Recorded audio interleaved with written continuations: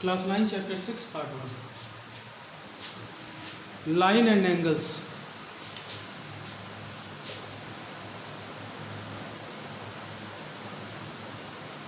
कुछ बातें रिकॉल करने की ज़रूरत है लाइन एंड एंगल्स में। लाइन क्या होता है? जिसका कोई भी एंड पॉइंट नहीं होता है, दोनों साइड वो इनफाइनाइट बढ़ते चला जाता है, ठीक है। लाइन सेगमेंट क्या होता है? जिसकी दो एंड पॉइंट होती है। और रे क्या होता है? जिसकी एक एंड पॉइंट होती है और एक तरफ से वो बढ़ता हुआ चला जाता है इनफाइनाइट, ठीक है।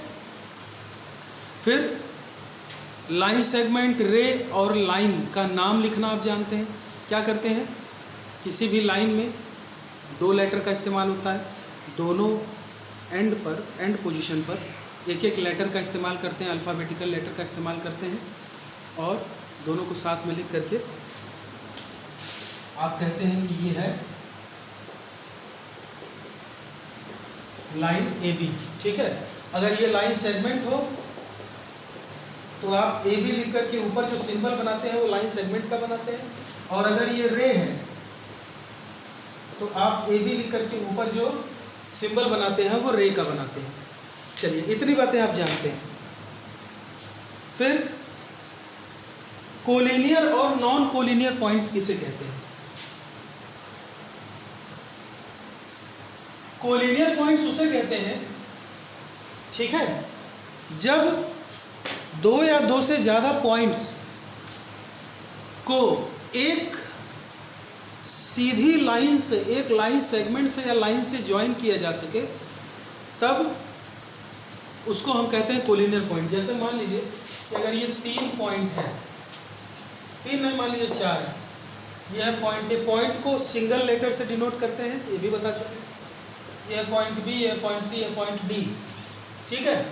तो इन चारों पॉइंट्स को एक सिंगल लाइन से आप जोड़ सकते हैं, ठीक है। ये चारों पॉइंट इसी सिंगल लाइन पे लाई करेंगे। अगर ऐसा होता है तो ये चारों पॉइंट्स कोलिनियर कहलाएंगे। कोलिनियर मतलब एक लाइन में। अगर मान लीजिए इनमें से कोई एक भी पॉइंट डिसलोकेट हुआ, मान लीजिए डी यहाँ पर कहीं आ गया, तब आप कहेंगे कि ये चारों पॉइंट आपस में कोलिनियर नहीं है। लेकिन अगर सिर्फ ए बी सी 3 पॉइंट की बात की जाए तो वो कोलिनियर है। जितने पॉइंट की बात की जाए आप उतने को देखिए, बाकी को छोड़ दीजिए, ठीक है। तो अगर डी को मिला के देखना होगा तो आप कहेंगे नॉन कोलिनियर, और अगर डी को हटा के केवल ये 3 पॉइंट की बात करनी होगी तो आप कहेंगे कि ये तीनों पॉइंट कोलिनियर है, क्योंकि इन तीनों को एक सीधी लाइन से ज्वाइन किया जा सकता है। अगर ये सी भी हट जाए, सी कहीं यहाँ आ जाए, तब आप कहेंगे कि ये चारों पॉइंट्स कोलिनियर नहीं है। लेकिन अगर सिर्फ पॉइंट ए और पॉइंट बी की बात की जाए तो वो कोलिनियर होगा।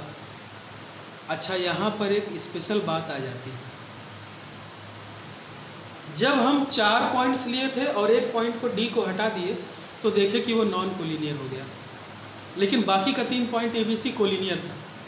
फिर क्या किए, हम सी को भी हटा दिए, थोड़ा डिस्टर्ब कर दिए, नीचे कर दिए, तो अब A B C D collinear नहीं है, ए बी सी भी कोलिनियर नहीं है क्योंकि सी हट गया, लेकिन ए बी कोलिनियर है।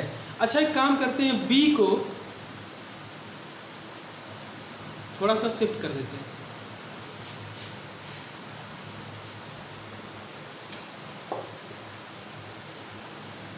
अब बताइए, क्या ए और बी कोलिनियर हैं? बिल्कुल है। हमने बी को उठा के यहां से यहां कर दिया, फिर भी ए और बी कोलिनियर हैं। ये देखिए, एक सीधी लाइन से ज्वाइन हो गया। क्या बी और सी कोलिनियर हैं? बिल्कुल है, ठीक है।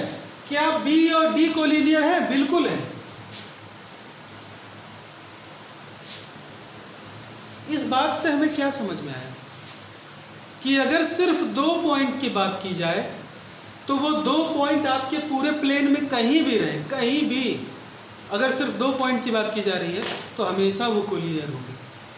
हाँ, लेकिन जैसे ही 2 से ज़्यादा होगा तब आपको देखना पड़ेगा। लेकिन अगर सिर्फ 2 पॉइंट है तो मान के चलिए, आंख मूंद के चलिए कि वो 2 हमेशा ही कोलिनियर होंगे, क्योंकि आप उन दोनों को कहीं से भी मिला सकते हैं एक सीधी लाइन से। चलिए, यही स्पेशल बात थी। आगे बढ़ते हैं। एंगल, तो मैंने आपको बताया था कि एक ऐसा फिगर जो दो लाइन सेगमेंट या दो लाइन के कट करने से बने उसको कहते हैं एंगल। ये देखिए एंगल बना हुआ है और इसमें चार एंगल बने हुए हैं। एक एंगल है ये, एक एंगल है ये, एक एंगल है ये, एक एंगल है ये। ऐसा कोई भी फिगर जो दो लाइन सेगमेंट, दो लाइन या दो रे से मिलकर बना हो और उनका एक एंड पॉइंट कॉमन हो, जो दो लाइन सेगमेंट या दो रे से मिलकर बना हो और उनका एक एंड पॉइंट कॉमन हो, तब जो फिगर बनता है उसको एंगल कहा जाता है। और उस एंगल का मेजरमेंट जब हमें दिखाना होता है तो हम यहाँ से यहाँ एक ऐसे बना देते हैं जो रोटेशन को दिखाता है, ठीक है। और इसको हम प्रोटेक्टर से नाप लेते हैं। मान लीजिए 60 डिग्री आया, तो 60 डिग्री को आप कहते हैं मेजरमेंट ऑफ एंगल या मेजर ऑफ एंगल।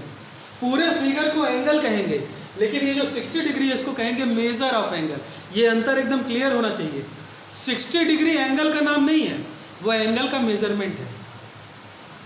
आपसे पूछा जाए आपका नाम क्या है तो आप अपनी हाइट नहीं बताएंगे। इस फिगर का नाम है एंगल और इस एंगल का मेजरमेंट कितना है? 60 डिग्री। दो लाइन कट कर रहे हैं तो चार एंगल वहां पे फॉर्म हो रहे हैं। चलिए फिलहाल और आगे बात देखिए। ये मान लीजिए एंगल है, ये है O, ये है A, ये है B। तो आप कहेंगे OA एक रे है और OB एक रे है। इन दोनों रे को आप इस एंगल का आर्म बोलेंगे। आर्म का मतलब होता है हिंदी में भुजा, हाथ, आर्म, ठीक है। ये दोनों रे जहां पर आके कट कर रही है, यानी ये जो कॉमन एंड पॉइंट है इसको कहेंगे वर्टेक्स। जहां कोना बनता है उसको वर्टेक्स कहते हैं। ये देखिए ये रेक्टेंगल है, तो ये देखिए ये चार वर्टेक्स होते हैं। इनको वर्टेक्स क्यों कहते हैं? क्योंकि ये लाइन सेगमेंट यहाँ पर और ये लाइन सेगमेंट यहाँ पे आके कट किए हैं, तो एक कोना बन गया है, तो वो कोना वर्टेक्स कहलाता है।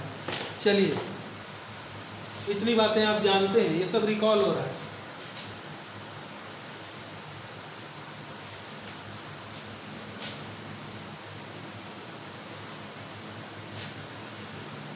फिर आप एंगल के टाइप्स जानते हैं। एंगल के टाइप्स,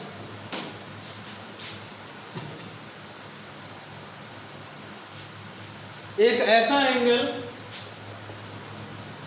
जो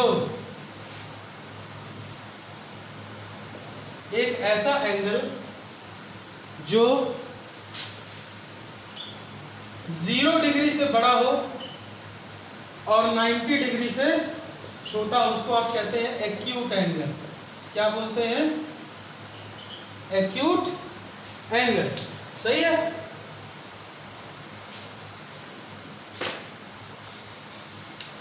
सेकेंड, एक ऐसा एंगल जो एग्जैक्टली 90 डिग्री हो। एग्जैक्टली 90 डिग्री, इसको कहते हैं राइट एंगल।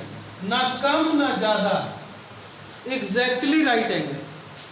तीसरा, एक ऐसा एंगल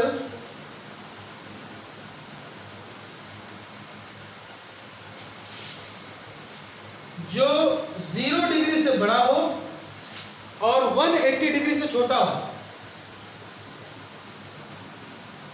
ये देखिए एंगल 0 डिग्री से बड़ा है और 180 डिग्री से छोटा है। ये हम एंगल का साइन बना रहे हैं, ध्यान रहे, एंगल ए, और ये ग्रेटर देन लेस देन का साइन है, ठीक है।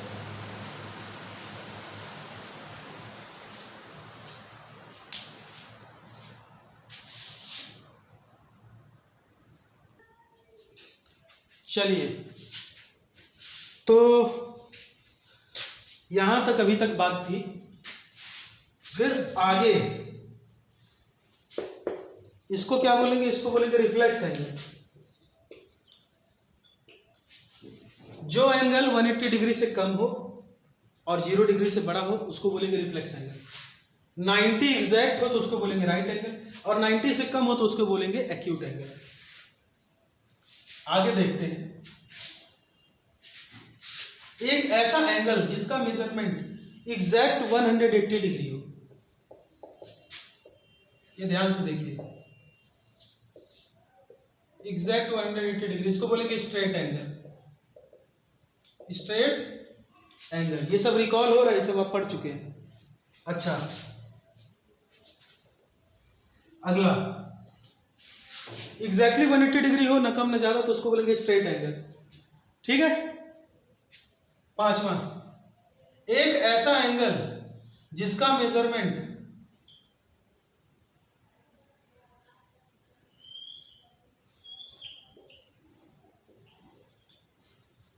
ठीक है 0 डिग्री से तो बड़ा हो,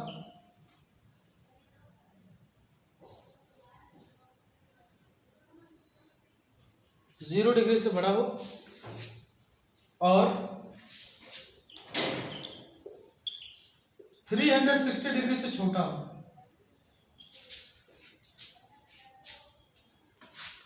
जीरो डिग्री से बड़ा हो।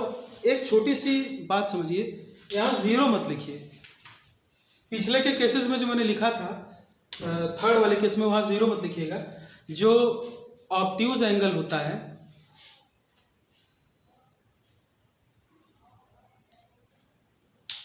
एक बार फिर से देख लीजिए,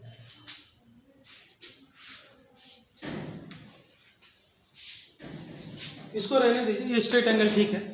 मैंने बोला था फर्स्ट पार्ट में कि जो एंगल 0 डिग्री से बड़ा हो और 90 डिग्री से छोटा हो, ठीक है, उसको बोलेंगे एक्यूट एंगल। ये बात आप समझ गए।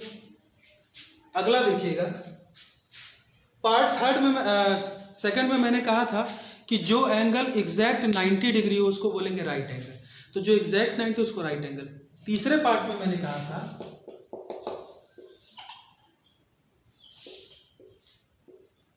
ये जो एंगल ए है वो 0 से नहीं, 0 से तो बड़ा होगा ही, लेकिन 90 और 180 के बीच में हो, मतलब 90 डिग्री से बड़ा हो और 180 डिग्री से छोटा हो, ये सही है। वो पिछले मैंने लिखा था 0 डिग्री लिख दिया था, 0 नहीं, 0 डिग्री से बड़ा तो 20 डिग्री भी है, लेकिन वो ऑब्ट्यूज एंगल तो नहीं है।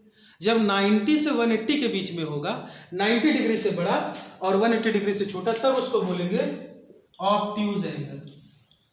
ठीक है, ऑब्ट्यूज एंगल। चौथा आप समझ ही गए, जब 180 डिग्री एग्जैक्ट हो तो उसको बोलेंगे स्ट्रेट एंगल। पांचवा,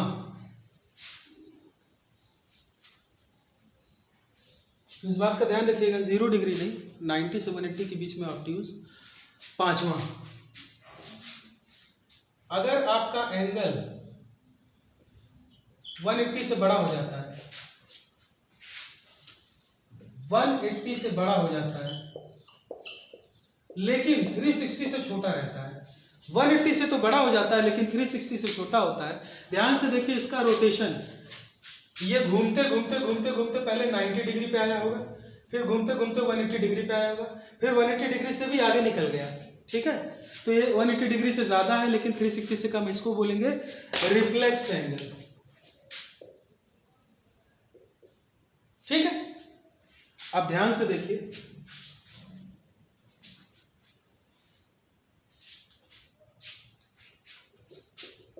अगर कोई रे है वो घूमते घूमते घूमते घूमते घूमते घूमते वापस वहीं पर आ जाए तो पूरा होगा 360 डिग्री और उसको बोलेंगे कंप्लीट एंगल। Complete angle. ठीक है, तो अगर एंगल 0 से बड़ा है, 90 से छोटा है तो एक्यूट एंगल। अगर एंगल एग्जैक्ट 90 डिग्री है तो राइट एंगल। अगर एंगल 90 डिग्री और 180 डिग्री के बीच में है, मतलब 90 से बड़ा है लेकिन 180 डिग्री से छोटा है, तो उसको बोलेंगे ऑब्ट्यूज एंगल। अगर एंगल 180 डिग्री है तो उसको बोलेंगे स्ट्रेट एंगल। और अगर एंगल 180 डिग्री से ज़्यादा है लेकिन 360 से कम है तो उसको बोलेंगे रिफ्लेक्स एंगल। और एंगल अगर पूरा का पूरा एग्जैक्ट 360 डिग्री है तो आप उसको बोलेंगे complete angle.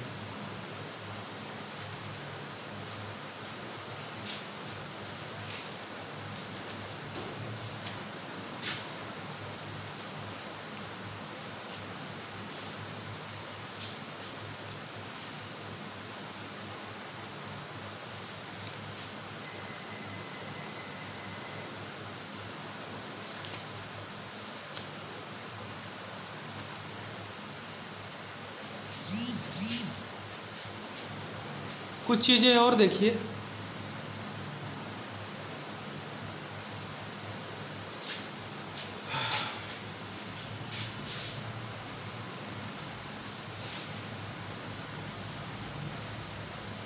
Vertically opposite angle क्या होता है? जब भी दो लाइन आपस में कट करते हैं, ठीक है, तो आमने सामने के जो एंगल होते हैं उसको वर्टिकली अपोजिट एंगल कहा जाता है। ये दो लाइन है, ये आपस में कट किए हैं पॉइंट ओ पर, तो देखिए 4 एंगल बना है, ये और ये और ये, ठीक है, 4 एंगल बना है। ये एंगल 1, ये है एंगल 2, ये है एंगल 3, ये है एंगल 4, ठीक है। तो एंगल 1 और एंगल 2 जो आमने सामने है, वर्टिकल मतलब सीधा आमने सामने और अपोजिट मतलब सामने, वर्टिकल मतलब सीधा, अपोजिट मतलब सामने, तो वर्टिकली अपोजिट एंगल मतलब इस एंगल के सामने जो एंगल है, ये दोनों पेयर कहलाएंगे वर्टिकली अपोजिट एंगल। तो इस चीज को ध्यान से समझिए कि दो स्ट्रेट लाइन जब कट करते हैं तो इस तरह का फिगर बनता है। इसके सामने वाला एंगल ये है, ये दोनों जो पेयर बनाएंगे उसको बोलेंगे वर्टिकली अपोजिट एंगल, ठीक है। और एक और पेयर बन रहा है, ध्यान से देखिएगा, 3 और 4 का, 3 के सामने है 4, ये भी होगा vertically opposite angles, vertically opposite angles. तो दो पेयर बने वर्टिकली अपोजिट एंगल के, ये और ये अलग और ये अलग, ठीक है।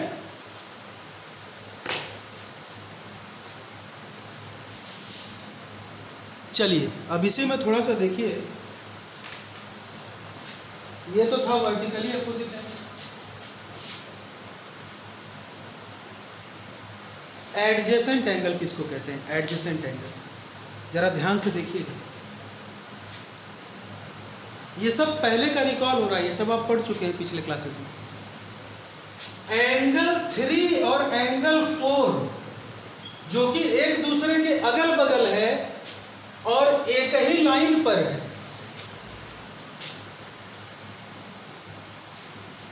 एक ही लाइन पर है,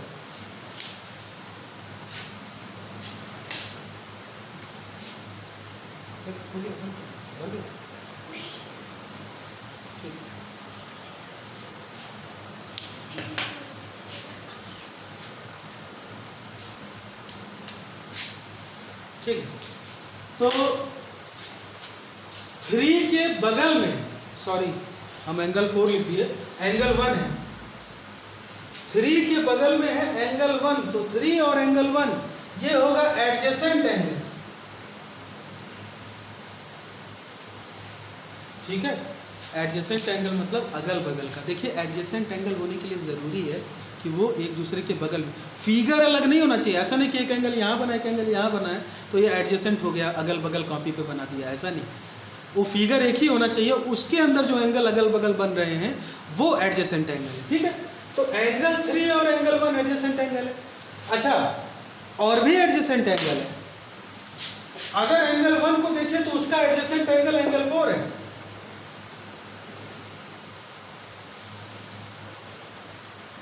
ठीक है। अगर एंगल 4 को देखें तो उसका एडजेसेंट एंगल एंगल 2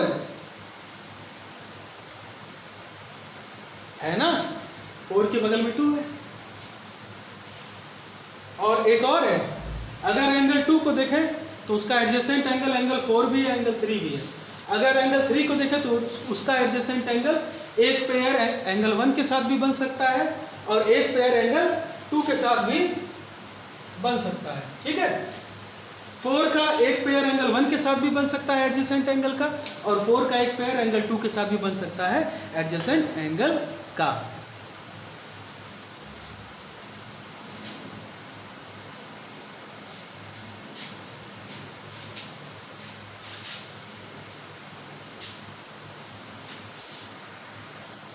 एक खास बात का आपको हमेशा ध्यान रखना है एडजेसेंट एंगल बताते समय,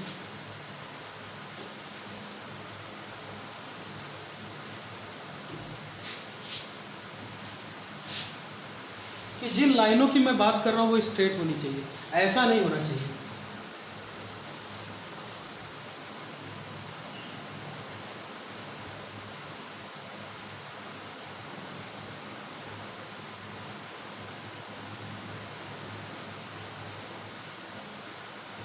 ऐसा नहीं होना चाहिए, क्योंकि ये लाइन देखिए यहाँ से आके यहाँ से मुड़ गया है, स्ट्रेट नहीं है। तो कभी भी एक बात जान लीजिएगा, अगर इस तरीके का केस है, ठीक है, तो ये और ये एडजेसेंट एंगल 1/2, ये और ये एंगल 1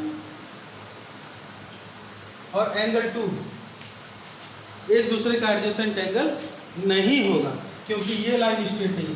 एडजेसेंट एंगल होने के लिए, ठीक है, एडजेसेंट एंगल होने के लिए जो ज़रूरी कंडीशन है वो ज़रा देख लीजिए। एडजेसेंट एंगल होने के लिए जो ज़रूरी कंडीशन है वो ये है कि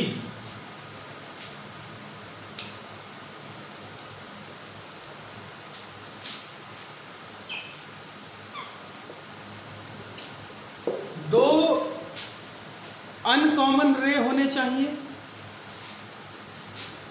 एक कॉमन रे होना चाहिए। ये जो दो एंगल हैं, ये दो एंगल है ना, एंगल 1 और एंगल 2, इनका एक रे कॉमन है।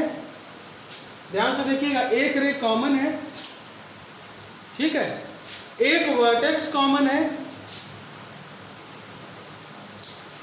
और बाकी जो नॉन कॉमन रे है वो इस कॉमन रे के अगल बगल है, दूसरी साइड में। एक इस साइड है तो एक इस साइड है। इस तरह का जब फिगर बनता है तो ये दोनों को एडजेसेंट एंगल कहते हैं। आप सिंपल सा इतना मतलब समझिए, अगर अगल बगल के एंगल हैं, अगर स्ट्रेट लाइन कट कर रही है, अगल बगल के एंगल हैं, तो वो एडजेसेंट एंगल है। ये सब छोड़िए।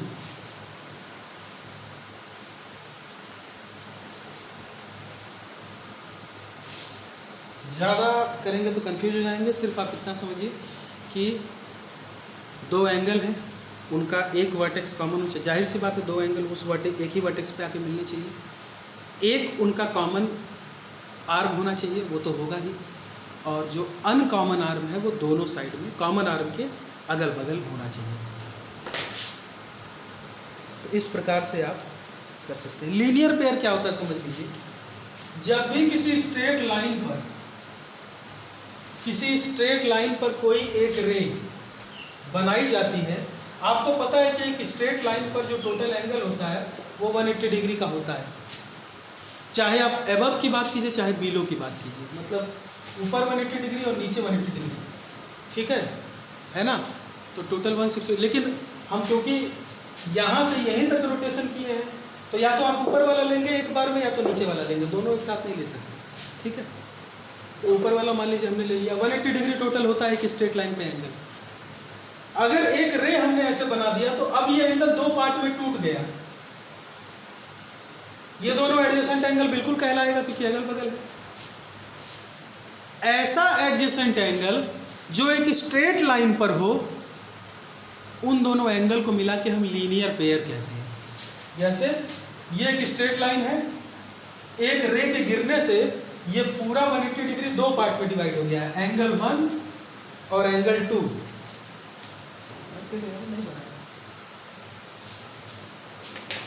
यहीं के लिए क्या होगा, ठीक है, एंगल 1 और एंगल 2 दो पार्ट में डिवाइड हो गया है। तो एंगल 1 और एंगल 2 को मिला करके हम क्या बोलेंगे, लीनियर पेयर। ये क्या फॉर्म कर रहा है, एंगल 1 और एंगल 2 क्या फॉर्म कर रहा है, मिला के लीनियर पेयर फॉर्म कर रहा है, ठीक है। और लीनियर पेयर जो होता है वो दोनों एंगल जोड़ करके 180 डिग्री होगा। वो तो होगा ही, क्योंकि इसी 180 डिग्री को दो पार्ट में तोड़ा गया था रे को गिरा करके। तो जो लीनियर पेयर होता है उन दोनों एंगल का सम 180 डिग्री होता है, ठीक है। तो ये दोनों लीनियर पेयर बना रहे हैं, इन दोनों का सम, इन एंगल 1 और एंगल 2 का सम 180 डिग्री होगा।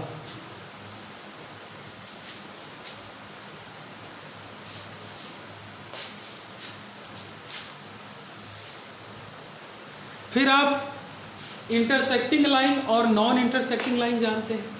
जो नॉन इंटरसेक्टिंग लाइन होती हैं, जो आपस में एक दूसरे को कभी कट नहीं करती, उनको पैरेलल लाइंस कहा जाता है। और जो कट कर जाती हैं उनको इंटरसेक्टिंग लाइन कहा जाता है। इतनी बातें आप ये सब जानते हैं।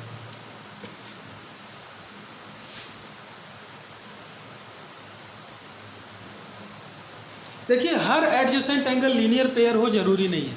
जैसे अभी मैंने बोला ना,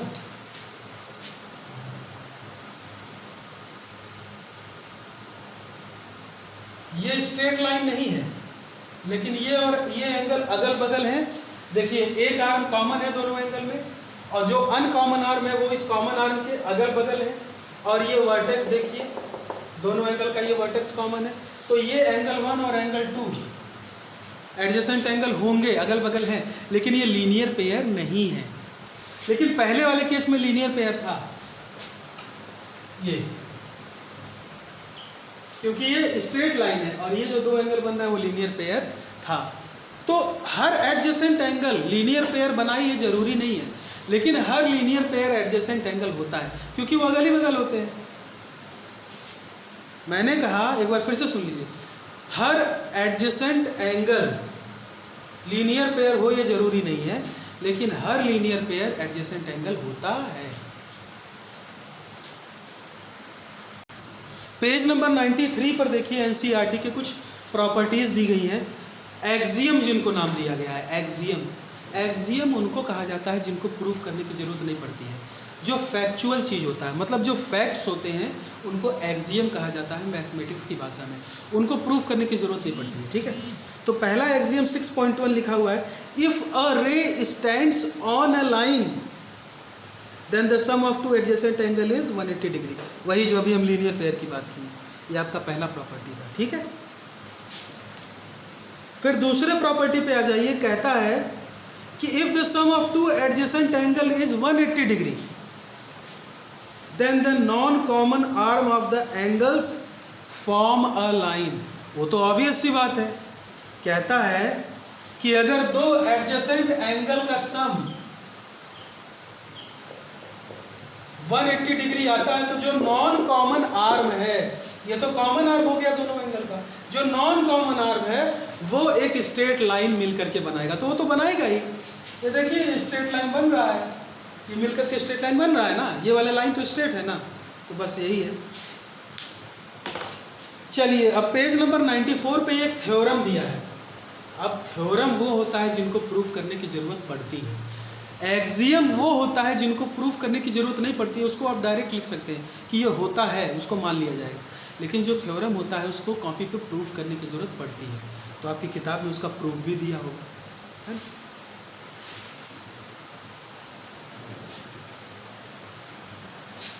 थ्योरम 1 कहता है कि if two line intersect each other then the vertically opposite angle are equal. कहता है कि दो लाइन अगर इंटरसेक्ट करते हैं आपस में, तो जो वर्टिकली अपोजिट एंगल बनता है, ये और ये और ये और ये आपस में बराबर होंगे। मतलब एंगल 1 बराबर होगा एंगल 2 के, और एंगल 3 बराबर होगा एंगल 4 के। ऐसा होगा, वर्टिकली अपोजिट एंगल बराबर होगा। इसका प्रूफ आपकी किताब में दिया है, आप इसको पढ़िएगा, ठीक है। हमें सिर्फ इतना जानना था कि वर्टिकली अपोजिट एंगल इक्वल होते हैं, ठीक है।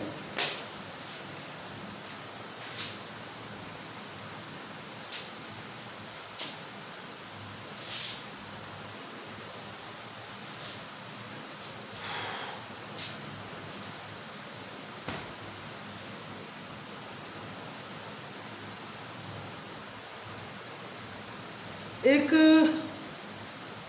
एग्जाम्पल दिया है पेज 95 पर, एक एग्जाम्पल दिया है पेज 95 पर।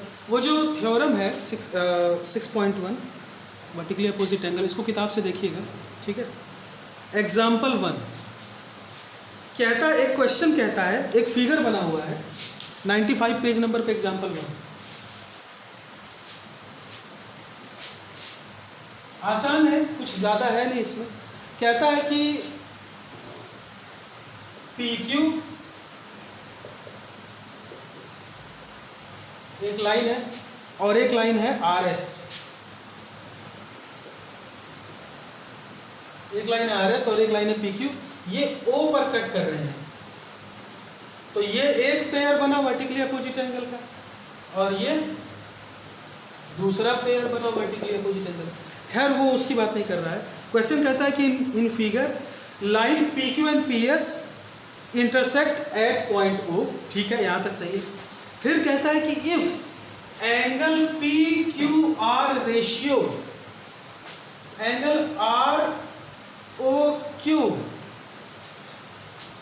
ये पी क्यू आर नहीं पी ओ क्यू है, पी ओ आर है, angle P O R ratio angle R O Q is equal to 5:7, then find all the angles. जरा देखिए पी ओ आर कहां पर है। पी ओ आर है ये एंगल 1 और आर ओ क्यू है ये एंगल 2। इनका रेशियो है 5:7। मैं आपको बहुत पहले कॉन्सेप्ट बता चुका हूँ या आप पढ़ भी चुके होंगे कि जहाँ पर रेशियो आता है उसको क्वांटिटी में कन्वर्ट करने के लिए उसके साथ x लगा दीजिए। बताएं। तो आप एक काम कीजिए, इन दोनों एंगल का रेशियो 5:7 है। इसको क्वांटिटी में बदलने के लिए पी ओ आर को लिख दीजिए 5x और आर ओ क्यू को लिख दीजिए 7x। अच्छा, आप ध्यान से देखिए, ये क्वांटिटी में कन्वर्ट हो गया, रेशियो क्वांटिटी में कन्वर्ट हो गया, वैल्यू में कन्वर्ट हो गया। अब वो रेशियो नहीं रह गया x लगाने के बाद। जरा ध्यान से देखिए, P O Q straight line है और उस पे ये दोनों लीनियर पेयर है, तो इन दोनों का जो सम है वो 180 डिग्री होना चाहिए। तो अगर इन दोनों को ऐड करें तो आएगा 12x, x की वैल्यू निकालें तो 180 डिग्री बाई 12 काटेंगे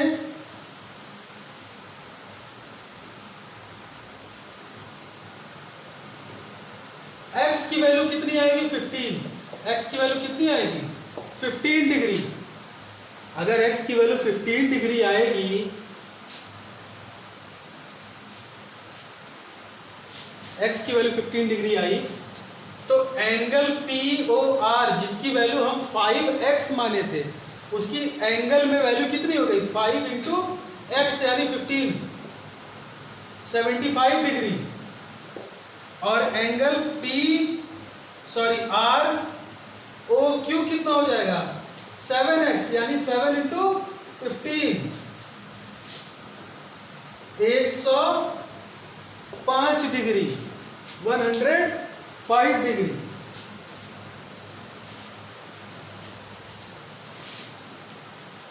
डिग्री हो गया आर ओ क्यू, यानी ये हो गया 75 डिग्री और ये हो गया 105 डिग्री। तो बेटा ऐसा है, ये और ये वर्टिकली अपोजिट एंगल है क्योंकि ये दो स्ट्रेट लाइन कट कर रही है। तो बेटा ये भी हो जाएगा 75 डिग्री और अगर ये 105 डिग्री है तो ये भी हो जाएगा 105 डिग्री क्योंकि वर्टिकली अपोजिट एंगल बराबर होता है।